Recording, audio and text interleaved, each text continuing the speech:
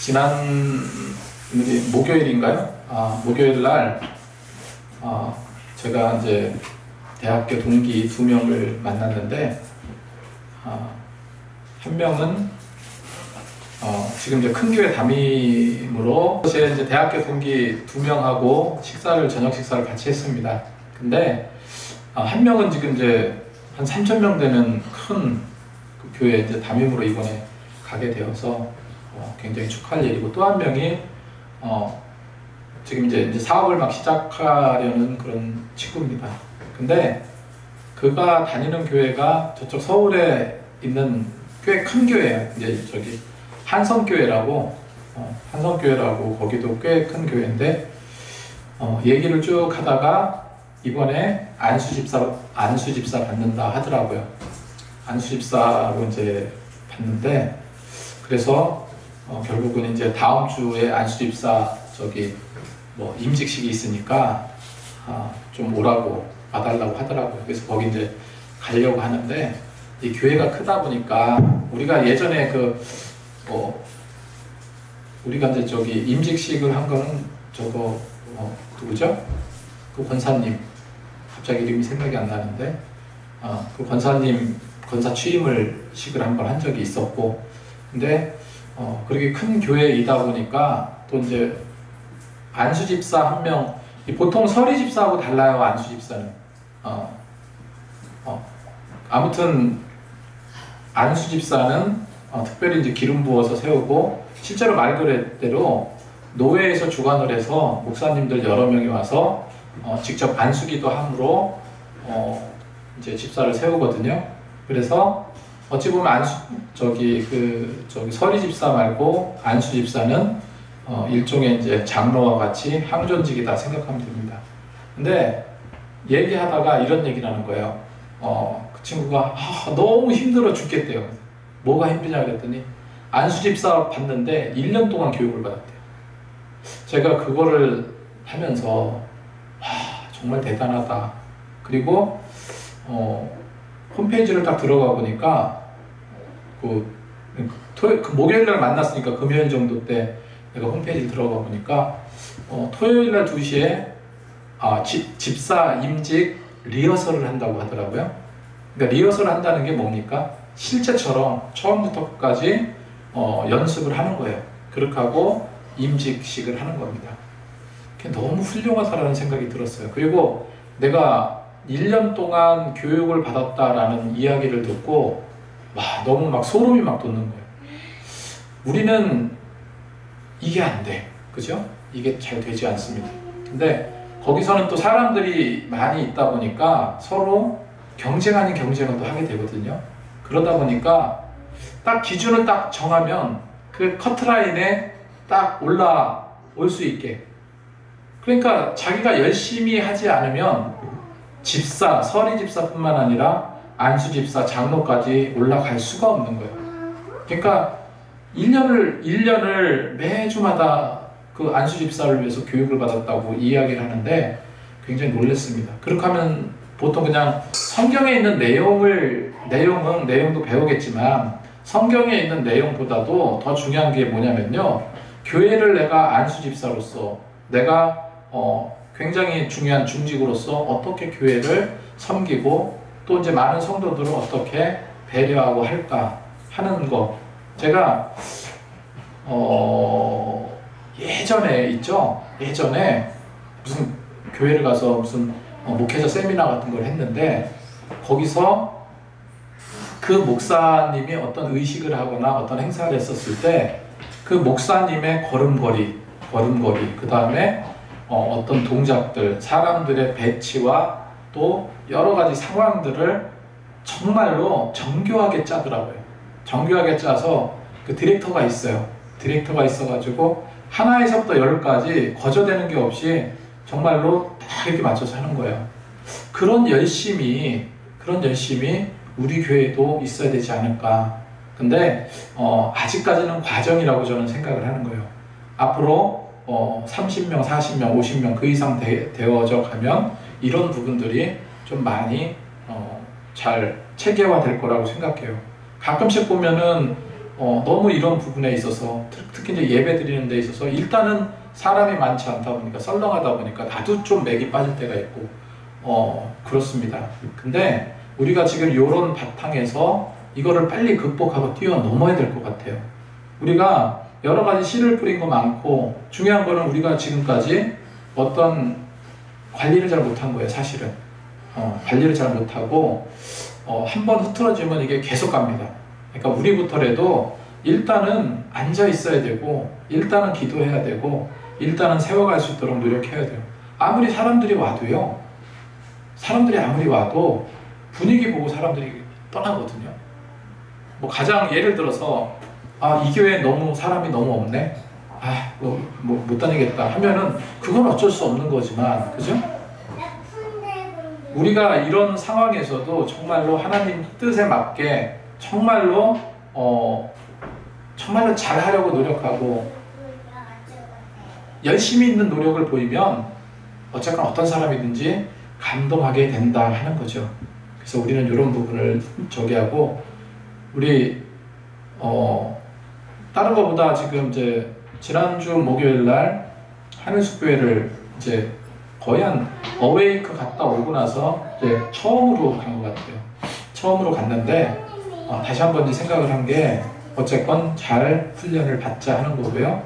그리고 다음번 그 500리더 셀 모임부터는 우리가 또 일산으로 갈 겁니다. 일산으로 가서 교육받을 건 교육받고, 우리가 그렇게 되어 있는 곳을 교육받을 수 있는 그런 것도 지금 없잖아요. 우리가 빨리 좀 우리부터 좀 다져지고 그렇게 나갔으면 좋겠습니다. 예전에 TV에서 그 가수 인순이 있죠. 가수 인순이가 노래하는 장면을 본 적이 있어요. 그런데 그냥 이렇게 채널을 돌리려고 하다가 그 노래를 부르는데 너무 뭉클한 거예요. 그래서 잠시 채널을 멈췄는데 그때 그녀가 불렀던 노래가, 그래서 인순이가 불렀던 노래가 김광석의 서른쯤에라는 노래예요. 아시죠? 점점 더 멀어져 간다. 이런 노래, 그러니까 어떤 인생의 어떤 세월, 젊은 날의 어떤 그런 내용을 담은 그런 가사인데 개인적으로도 굉장히 저 좋아하는 노래인데, 이거를 이제 저 주름이 찌글찌글한 인순이가 그 노래를 부르는데 너무 감동적이었어요. 화면에 그녀의 얼굴을 이렇게 비치는데요, 왠지 가슴이 뭉클해지는 거예요. 옛날에 희자매, 제가 이제 국민학교 다닐 때 희자매로 막 활동을 하고, 그때 막 머리 빡빡인 머리로, 너무 어렸을 때요, 인순이만 나오면 잘 안 봤어. TV에서 방송에 나오면 너무 못생겨가지고요, 너무 못생기고 빡빡머리가 너무 싫었어요 그때. 그래서 나오면은 그냥 안 봤어. 그 정도의 그랬는데, 이 얼굴이 클로즈업 되는데 마음이 좀 뜨거워지더라고요. 얼굴에 이제 잔주름도 있고 세월의 흔적을 읽을 수 있었기 때문에, 정말 어렸을 때 기억하는 거는 그 혼혈가수라는 그런 거, 그리고 6.25 때 그런 어떤 일로 인해 가지고 상황은 어떻게 되는지 모르겠지만 버려진 고아처럼 그렇게 성장한 걸로 알고 있는데, 그런데 얼마나 지금 인기 많습니까? 지금은 이제 좀 나이가 많이 들어 있지만 참 인기 많게 오랫동안 왕성하게 솔로로 활동하고 있었어요. 지금은 거의 70이 넘은 걸로 알고 있습니다. 아무튼 세월에는 장사가 없다 하는 것을 다시 한번 느꼈습니다. 오늘 말씀에서도 야곱도 보세요. 야곱도 그 세월을 비켜가지는 못했죠. 다 노인이 돼가지고, 여러분, 이스라엘에서 애국까지의 이동 거리가 어마어마해요. 그렇게 먼 거리를 얼마나 편하게 갔겠습니까? 편하게 갈 수 없죠. 그저 괜찮다면 떨거덕거리는 마차를 타고 왔든가 아니면 가축에 의지해서 갔겠죠. 얼마나 그게 힘이 들었겠습니까? 그런데 그런 세월도 비껴가지 못했어요. 여러분, 우리는요 세월을 밟고 지금 가고 있는 거예요. 잘 살아내는 것이 축복입니다. 그리고 하나님께서 원하시는 삶의 모습이 잘 신앙생활 하는 거예요. 그것이 우리 삶의 모습입니다. 그렇게 해서 야곱과 그의 가족들이 애굽에 도착해서 바로왕을 축복하고 바로왕이 야곱에게 내 나이가 몇이냐? 라고 물었어요. 그랬을 때 9절에 야곱은 이렇게 말합니다. 야곱이 바로에게 아뢰되 내 나그네의 길의 세월이 130년이니이다. 내 나이가 얼마 못되니 우리 조상의 나그네 길의 연조에 미치지 못하나 험악한 세월을 보냈나이다. 야곱이 바로에게 축복하고 그 앞에 나오니라 했습니다. 자, 여기서 여러 차례 제가 말씀드렸지만 바울이 지금 130세인데 나이가 그렇게 많지는 않지만 예전의 조상들에 비해서는 많지 않지만 그 130년이라는 인생의 굴곡을 어떻게 겪어왔다고요? 험악한 세월을 보냈다. 험악한 세월을 보냈다. 여기서 여러분 느낄 수 있는 게 뭡니까? 야곱의 인생, 그 삶의 흔적을 느낄 수 있는 거잖아요. 그래서 야곱은 그런 정말로 역동적이고 너무나도 충격적인 사건들을 많이 겪으면서 살아왔다는 거예요. 제가 어릴 때 중학교 1학년 때로 기억합니다. 중학교 1학년 때 그러니까 그 선생님이 부모님을 초청을 했어. 부모님을 초청해서 부모님이 이제 1시간 동안 이제 자기 옛날 이야기 같은 걸 이야기를 해주는 시간이 있었습니다. 저 반장 어머니가 온 것 같아요. 반장 어머니가 왔는데 당시에 그 한복을 입고요. 예, 이제 중학교 1학년 때니까 그때 뭐 한복 입은 사람 많잖아요. 한복을 곱게 입고 어머니가 와서 어떤 얘기를 해주냐면은 6.25 때 얘기를 해주는 거예요. 피난을 가는데 저쪽에서 포탄 소리가 쾅쾅 울리고 많은 사람들이 죽어나가고 건물이 파괴되고 이런 거 다 봤대요. 그러면서 6.25 전쟁 당시에 있었던 참혹한 얘기를 해주는데 너무나, 그리고 그 어머니가 너무 말을 잘해요. 그냥 따발총까지 얘기하는데도 얼마나 말이 재밌고 또 감동적인지 너무나 그냥 귀를 쫑긋하고 들었던 기억이 납니다. 그런데 그렇게 이제 오래 이제 각인돼서 남는 그런 기억들이 있잖아요. 그 어머니가 중학교 1학년 때 그렇게 얘기해 준 기억이 나는데 얼마 전에 문득 그런 생각이 드는 거예요. 갑자기 그 어머니가 생각이 나는 거예요. 평생에 단 한 번 봤잖아요. 단 한 번, 그것도 말 한 번 얘기 못 나누고 그냥 앞에서 그 강연을 한 번 들은 건데 그 어머니 지금 어떻게 되셨을까? 계산을 해보니까 아마도 지금 80은 넘으셨을 겁니다. 80은 넘으셨고 훨씬 더 넘었겠죠. 6.25 때 포탄 떨어지는 것을 기억할 정도면 6.25가 50년이니까 6.25 때 태어나면 75이네요. 그죠? 그러면 못해도 80대 초중반 이상은 되셨을 것 같아요. 그 어머니가 6.25를 기억하면서 야곱처럼 험악한 세월로 평가할지 아니면은 험악했지만 나중에 평탄한 길로 평탄한 인생으로 갔는지 어쨌건 그 인생은 우리가 알 바는 모르겠지만 다 이런 과정들이 있다는 거예요. 여러분 우리나라 7, 80년대 교회 부흥기 때도 크게 이제 두 가지 부흥의 기류가 있었다고 제가 말씀을 드린 기억이 나는데 하나는 조용기 목사님으로 대표되는 성령운동, 막 치유하고 귀신이 떠나고 성령운동 이런 부흥의 흐름이 있었습니다. 그리고 또 한편은 지금 고인이 되신 이제 오카는 목사님, 사랑의 교회 오카는 목사님으로 중심으로 한 제자 훈련이 있었어요.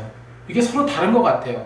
굉장히 다른 것 같은데 그 조용기 목사님의 성령 운동이 어떤 영성을 강조하는 그런 운동이었는데 말씀이 없었나? 아니에요. 그 말씀 안에서 나타나는 성령의 역사로 부흥을 이뤘습니다. 그러면 오카는 목사님의 제자 훈련, 제가 여기서 제자 훈련 그러니까 그 과정은 다는 못했지만 조금 배웠었거든요. 그 제자 훈련은 그러면 어떤 성경의 어떤 교육과 성경 말씀에 대한 교육과 우리가 어떻게 전도할 건가, 어떻게 부흥시킬 건가 이런 어떤 방법론이나 이런 어떤 경험을 가지고 그런 것만 했는가, 그건 또 더더욱 아니라는 거예요. 그 안에도 똑같이 영성이 있었다는 거예요. 영적인 성령운동이 있었다는 거예요. 그러니까 결국은 조용기 목사님의 그런 성령운동이나 오카는 목사님의 제자훈련이나 방향은 다르게 보일지 모르지만 결국은 성령께서 역사하신 한 방향이었습니다. 그게 우리나라 부흥을 이루는 두 가지 트렌드였어요. 마지막 오카노 목사님이 임종하실 때 이런 말씀을 하셨다고 해요. 참 돌아보면 난 너무나도 재미없게 살았다. 그냥 주님을 위해서 열심히 뛰기만 했고, 그리고 오직 그 영혼만 생각하고 나도 좀 놀걸, 나도 좀 재밌게 살아볼걸, 이렇게 말씀도 하셨다고 그래요. 그러니까 너무나 바쁘다 보니까 쉴 새 없이 사역하다 보니까 정작 나를 위한 시간이 부족했다는 거예요. 여러분, 야곱은 그 자신의 인생을 험악한 세월로 평가를 했습니다. 험악한 세월로 평가했다고 해서 값어치 없는 세월을 살았을까요? 아니에요. 하나님께서 험악한 세월 가운데 역사하시는 그 과정들을 목도했고요. 그리고 하나님께서 어떻게 이끌어 가시는지를 확인하고 경험했다는 거예요. 이게 중요합니다. 우리가 살아갈 때 이런 것으로 살아가야 돼요. 우리가 어떤 인생을 여태까지 걸어왔는지 모르겠습니다. 어떤 삶으로 채워왔는지 모르겠지만, 어떤 삶을 사셨어도 좋지만, 어떤 인생의 모습으로 지금 이 자리에 계신지 모르겠지만, 하나님 보시기에 정말로 부끄러움 없는 인생, 하나님 보시기에 참 보람차고 의미 있는 삶을 살았다 하는 그런 삶을 채워갔으면 좋겠습니다. 바로는 야곱과 그의 형제들에게 거주할 것을 주었는데, 애굽의 좋은 땅인 라암셋을 그에게 주었다고 성경은 기록하고 있거든요. 11절 12절 말씀에 요셉이 바로의 명령대로 그의 아버지와 그의 형들에게 거주할 것을 주되 애굽의 좋은 땅 라암셋을 그들에게 주어 소유로 삼게 하고 그의 아버지와 형들과 그의 아버지의 온 집안에 그 식구를 따라 먹을 것을 주어 봉양하였더라. 이렇게 기록하고 있습니다. 성경에 야곱과 그의 가족들이 어느 땅에 살았다고 했습니까? 고센 땅에 살았다, 이렇게 성경은 기록하고 있거든요. 기름진 옥토, 그리고 특별히 그 족속들은 목축을 하는 민족이니까 푸른 밭이 있고, 그리고 참 목양하기 좋은 그런 땅을 애굽 바로 왕이 선물로 준 거예요. 너네 민족은 여기서 정착해라. 그렇게 했던 겁니다. 그 라암셋이라고 나오는데, 이 라암셋은요, 그 라암셋이라는 땅 안에 고센 땅이 있는 거예요. 우리나라로 예를 들면 경기도 안에 부천이 있듯이, 그죠? 경기도 안에 부천이 있듯이 라암셋 땅에 고센 땅이 있어요. 그래서 그 좋은 땅에 가족들이 삶의 뿌리를 내리고 살았는데, 이후에 이스라엘 민족은 출애굽기 1장 기록을 보면 야곱의 후손은 이집트에 정착해서 그 수가 늘어나게 되었고, 비돔과 라암셋 도시를 건축하는데 강제 노역을 하는, 노동자로 동원되는 그런 노예가 되었다. 이렇게 절망적인, 민족적인 어떤 절망적인 상황에 처하게 됩니다. 그런 상황에서 하나님께서 그를 구원하시죠. 그래서 뭐가 시작됩니까? 출애굽이 시작돼요. 처음에는 너무나도 훌륭하고 멋진 땅이었어요. 그리고 자기를 돈 벌게 해주니까 얼마나 좋아. 그러니까 너 이 기름진 땅 가져라. 막 잘 대해주고, 바로 왕이요, 그렇게 처음에는 축복의 땅이었어요. 그런데 이후 어떻습니까? 히브리 민족들의 고난의 도시가 되어버립니다. 그리고 성경에 보면은 정착하고 살아가는 동안에 기근이 더 심하게 들었다고 성경은 기록하고 있어요. 이 이집트라는 땅, 애굽이 이집트잖아요. 그 이집트라는 그 땅이 물이 많고 나일강가가 있고 물이 많고, 그래서 거기는 그냥 씨만 뿌려도 곡식이 쑥쑥 올라오는 곡창지대입니다. 그러니까 아브라함과 사라가 배고픔에, 그 흉년으로 배고픔에 견디다 못해서 어떻게 해요? 애굽으로 갔잖아요. 애굽으로 갔다가 하나님께 얻어 터지고 다시 가나안으로 돌아옵니다. 그것처럼 이 애굽이라는 땅이 정말로 곡창지대고 씨만 뿌리면 쑥쑥 자라나는 그런 땅인데, 거기에 기근이 심하게 들었다. 성경은 그럴 수 없는 땅에 그렇게 돼버린 거야. 그래서 그런 과정, 하나님께서 불어버리면 안 될 것도 되게 하시고 될 것도 안 되게 하시는 것이 하나님의 역사하심이잖아요. 그래서 오늘 말씀 14절 20에서 26까지 내용은 이미 그거는 예전에 하나님께서 꿈 해몽을 통해서 얻은 거예요. 7년 동안 흉년, 풍년이 들고 7년 후에 흉년이 든다. 이런 것을 하나님께서 꿈으로 계시하셨기 때문에 거기에 대비할 수 있었던 거죠. 그래서 그 어려운 기근으로 인해서 여기에 힘을 발휘하는 수 있었던 자가 누굽니까? 요셉이에요. 요셉이 똘똘했고 또 계산 잘했고 총리로서 역할에 딱인 거예요. 그래서 기근으로 인해서 많은 백성들을 먹여 살렸습니다. 미리 막 곡식 낭비하지 말고 모아두라고 했잖아요. 그래서 바로 왕이 굉장히 부를 축적했다. 그리고 요셉은 하나님의 지혜를 받아서 지혜롭게 나라를 치리했다 하는 거죠. 여러분, 그래서 하나님께서 지혜를 주시면 모든 근원적인 문제가 해결이 되고 그러한 능력 가운데 우리가 거할 수 있다는 거예요. 요셉은요, 하나님을 의지하고 순종하자 놀라운 축복을 얻었어요. 그리고 애굽을 잘 다스리게 되었고, 그 14절에서 26절까지 내용이 그렇게 심각한 기근에서 애굽의 총리였던 요셉이 어떻게 지혜롭게 치리하고 바로의 왕의 부를 축적했는지를 잘 보여주고 있거든요. 그걸 잠깐 설명드리면 26절에 요셉은요, 애굽의 토지법을 세웠다 기록해요. 토지법. 법적으로 어떤 것을 세웠어요. 그 과정을 가만히 보면 이런 거예요. 그 내용을 정리하면 이래요. 자, 기근이 심하게 들었잖아요. 그럼 기근이 심하면 백성들이 양식을 구하려고 난리가 나겠죠. 그죠? 양식을 구하려고 난리가 납니다. 그런데 요셉은 처음에 7년은 풍년이 들고 7년 이후에 흉년이 들고 걸 알고 있었기 때문에 풍년이 들 때는 쌀값이 떨어질 거 아니에요. 그거 굳이 다른 데 싸게 팔지 말고 창고에 계속해서 모아뒀던 거예요. 7년 동안. 그 남은 잉여 곡식들은 다 창고에 그냥 모아서 태산 같은 그런 곡식을 가득 쌓아놨었어요. 무엇을 대비하기 위해서? 7년 흉년을 대비하기 위해서. 그래서 이제 기근이 이제 시작됐어요. 기근이 시작되니까 백성들은 어때요? 곡식을 구하려고 난리가 난 거예요. 자, 요셉은 7년 동안 곡식을 저장해뒀다고 그랬죠. 그래서 막 여기저기서 곡식 구하려고 난리가 났어요. 애굽과 가나안 땅의 모든 사람들이 어떻게 해서든지 그곳에 가서 곡식을 사려고. 그러면요, 그 곡식은 싸게 팔까요? 비싸게 팔까요? 당연히 비싸게 팔겠죠. 비싸게 파는 거예요. 그러니까 요셉의 형들이 애굽에 왜 왔습니까? 흉년에 먹고 살 게 없으니까 곡식 구하러 온 거잖아요.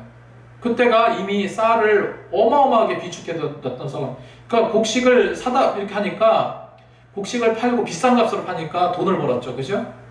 돈으로 곡식을 사다 보니까 일반 백성들은 어떻습니까?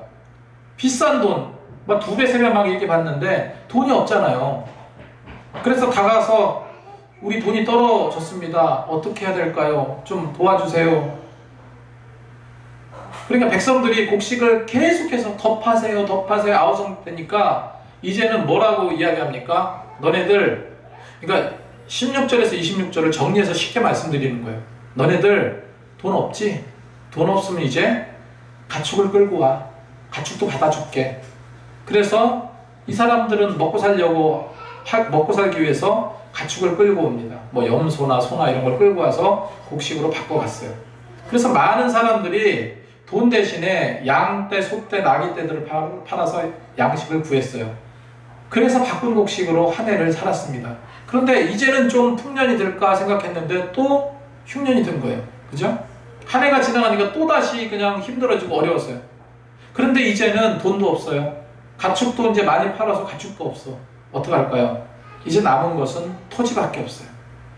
그래서 자기에게 남은 것은 오직 몸과 토지밖에 없었던 거예요. 18절 말씀에 그 해가 다가고 새해가 되매 무리가 요셉에게 와서 그에게 말하되 우리가 주께 숨기지 아니하나이다. 우리의 돈이 다하였고 우리의 가축대가 주께 돌아갔사오니 주께 낼 것이 아무것도 남지 아니하고 우리 몸과 토지뿐이라. 이렇게 고백하고 있는 거예요. 그러니 어찌하면 좋겠습니까?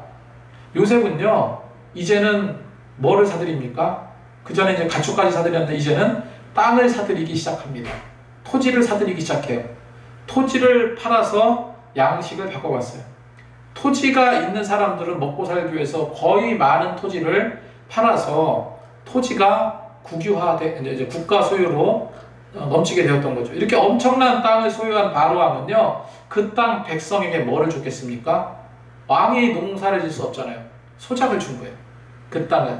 그래서 다시 농사를 짓게 했습니다. 23절에 요셉이 백성에게 이르되 오늘 내가 바로를 위하여 너희 몸과 너희 토지를 샀노라. 여기 종자가 있으니 너희는 그 땅에 뿌리라. 그래서 그 백성들이 내 땅은 팔았지만 그 땅에 계속해서 농사 짓게 했다. 그래서 수확량의 5분의 4, 그러니까 5분의 4를 본인이 갖고 5분의 1만 바로에게 상납하는 그런 제도를 만든 거예요. 그러니까 전체 곡식의 20%는 바로에게 세금으로 내라. 나머지 너네 다 먹어라. 그런 거예요. 그게 바로 요셉이 세운 애굽의 토지법이다 라고 성경은 기록하고 있습니다. 그 탁월한 경영 능력이 있었던 겁니다. 요셉은. 이런 부분을 물론 생각해낼 수도 있지만 요셉은 거기에 가장 시기적절한 그런 거였어요. 그러니까 그 7년 동안에 이런 작업이 이루어진 거죠. 하나님의 지혜로 바로의 땅은 점점 넓어져 갔고요. 백성들 역시도 어떻습니까? 이제 굶어 죽지 않아. 굶어 죽지 않고 여전히 일을 할 수 있게 되었어요. 그것이 이제 내용입니다. 그리고 27절 이하의 말씀은 야곱의 유언이 기록되어 있어요. 그래서 이스라엘 백성들이 고센 땅에 거주해서 생업을 얻고 크게 번성했는데 야곱과 가족들이 애굽 땅에 17년을 거주했다. 그리고 야곱의 나이는 147세였어요. 그리고 야곱이 죽을 날이 가까웠다고 성경은 기록하고 있습니다. 예전에 최근에 이제 통일교 그 사건이 그 이슈화되고 그랬는데 문선명도 죽지 않는다고 그랬는데 문선명 죽었어요, 살았어요? 죽었죠, 그죠? 이만희가 죽으면 어떻게 될까? 그런 생각도 해봅니다. 문선명이 죽고 나서 이게 4분 오열되고 막 그런데 통일교는 죽지 않을 것 같아. 통일교는 성도가 다 떨어져 나가고 단 한두 명만 남았어도 죽지 않아요. 왜냐면 그 기업체들이 엄청 있기 때문에. 어쨌건 이런 2단, 3단의 교주들 정말 심판받게 될 거예요. 이 땅에 많은 살아계신 하나님들이 계신데 다 결국 심판받을 거라고 믿어요. 자, 이 야곱이 이렇게 147세 많은 나이에 요셉을 불러서 유언을 합니다. 29절에 이스라엘이 죽을 날이 가까우매 그의 이스라엘은 야곱이라고 했죠. 그의 아들 요셉을 불러 그에게 이르되 이제 내가 내게 은혜를 입었거든 청하노니 내 손을 내 허벅지 아래로 넣고 인애와 성실로 내게 행하여 애굽에서 나를 장사하지 아니하도록 하라. 이렇게 유언을 합니다. 그리고 30절에 내가 조상들과 함께 눕거든 너는 나의 애굽에서 메어다가 조상의 묘지에서 장사하라. 요셉이 이르되 내 아버지의 말씀대로 행하리다. 이렇게 맹세를 합니다. 야곱이 뭐라고 그랬어요? 맹세하라. 그랬더니 내가 맹세하리이다. 이렇게 이야기를 합니다. 그렇게 맹세하고 야곱의 침상머리에서 하나님께 경배를 합니다. 여러분, 세상에 어떤 것도 참 안식과 만족을 누릴 수가 없죠. 야곱은 오직 가나안에서 묻히길 원했던 것처럼 나중에 야곱이 어디서 죽습니까? 애굽에서 죽죠. 그래서 나중에 가나안으로 그 시체를 운구해서 아브라함과 사라가 묻힌 그 막벨라 굴에 안장하게 됩니다. 나중에. 그래서 야곱은 오직 가나안에서 묻히기를 원했던 것처럼 여러분, 우리도 소망 가운데 참 안식과 평안은 다른 데서 누리지 마시고 하나님 품 안에서 누렸으면 좋겠습니다.